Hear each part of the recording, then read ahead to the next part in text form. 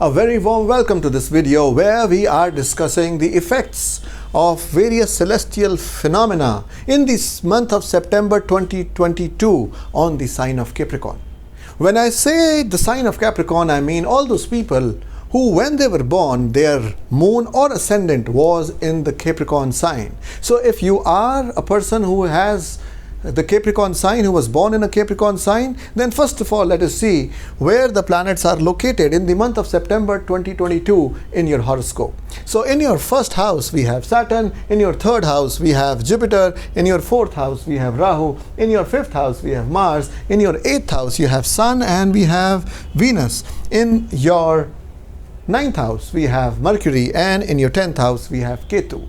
So what does all this mean for you? Let us see in detail. First of all, let us start with the luck factor. Now, the ninth house lord is sitting in the ninth house in a very, very happy and elated position, being watched by Jupiter. That means luck is favoring you the most. It is time for you to do something. And if you do that thing with less effort, you will have more gains. Next, we are going to talk about the health. In your ascendant, we have the presence of Saturn. It is retrograde. It is a kind of a 7.5 years transit, which we call Sade Satti.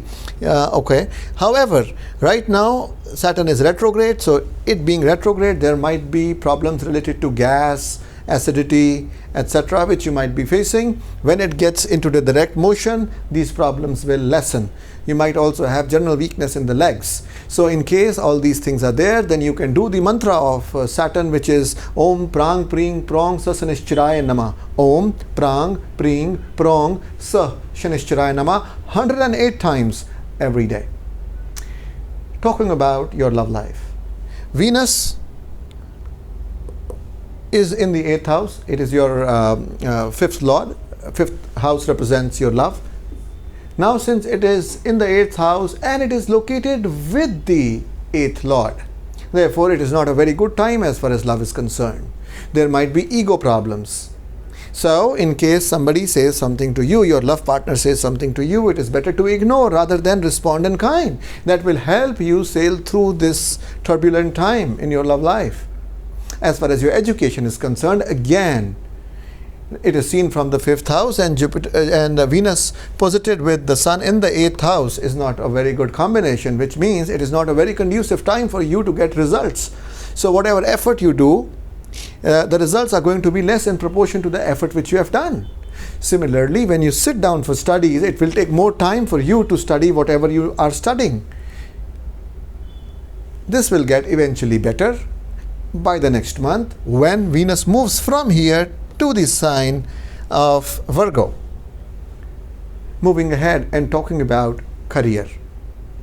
Now for career, in the 10th house we have Ketu, and the 10th lord is also not in a very, very good position. What it means is there would be some kind of distaste. You would be looking towards other options which might be available to you. You are not interested in doing the things which you are already doing. But mind you, it is not the time. It is not the time to leave the job until you get one.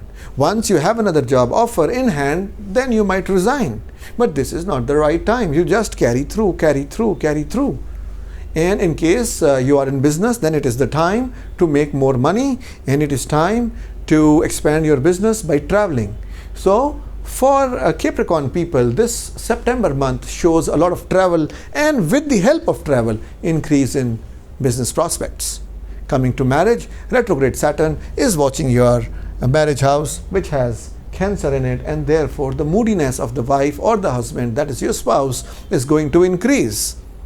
In order to lessen its effect, you can do the Bij mantra of Saturn, Om Prang Pring Prong Sa Shanishchiraya Nama 108 times every day, preferably in the night hours.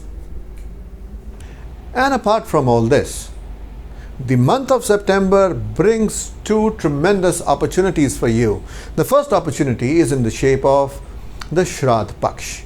Now the Shraddh Paksh is very helpful if you want to pay your respects to the family members who have just passed on to the heavens. If you want to do some remedies regarding ancestral dosh or the Pitri dosh or the Nag dosh or the serpent dosh, In case there are some genetic issues which you are suffering from, then this is a special opportunity for you, the Shraddh Paksh, which happens from the 10th of September to the 25th of September, and I have made a separate video on it. The next opportunity which you have is of Navratras, which will happen from the 26th of September to the 5th of October. And in case you are planning to open up a new business, or you want to grow your business, or your business is suddenly facing some downfall in the sense that you're not getting enough customers, then this is the right time to perform certain remedies to take use of these Navratras. Again, I have made a separate video on this which you can watch and get to know about what can be done in order to make sure that you are using this opportunity to your advantage. Now, the God showered their choicest blessings on you this month in the shape of Shri Mahalakshmi Vrat on the 3rd of September, also Radha Ashtami on the 3rd of September, especially for those who are love couples or who want to fall in love. This is a great day to do something. And then Ajal Chaturdashi on the 9th of September and Ekadashi Vrat on the 21st of September.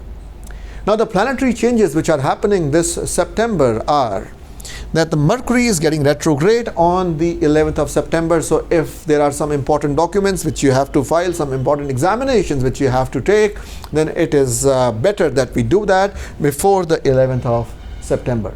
Again, Venus is getting combust owing to its nearness to the Sun from the 15th of September. So if you have to give some love proposals, if you have to purchase some luxurious things like cars, etc., then it is better that if you do that before the 15th of September. On the 17th of September, Sun enters Virgo. It is called Sakranti, and it is very good for fasting or donating. So if you are planning to donate something, 17th of September is a special day for you. 23rd of September is when Mars enters the star of Rohini, which will calm it down. So in case there are anger tantrums in the house and they're flying everywhere in the house, they will get a little cooled down. Finally, on the 24th of September, Venus moves on to its debilitation sign of Virgo. However, since Mercury is also present there, so it is going to form a Neech Bhang Raj Yoga.